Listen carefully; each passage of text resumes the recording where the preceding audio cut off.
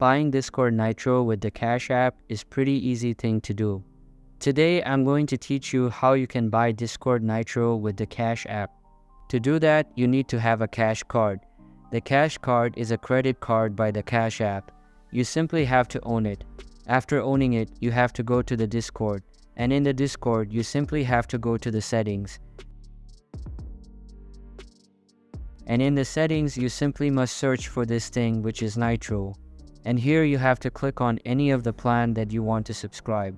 So I'm going to click on subscribe and it will take me to the new page.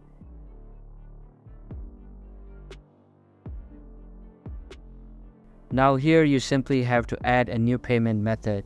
And here you have to add a card. You have to put your Cash card details. Your debit card details should be in the back or in the application. After that, you will easily be able to make payments using your Cash app. So that's pretty much it. That's how you get to find this free app for. Thank you for watching.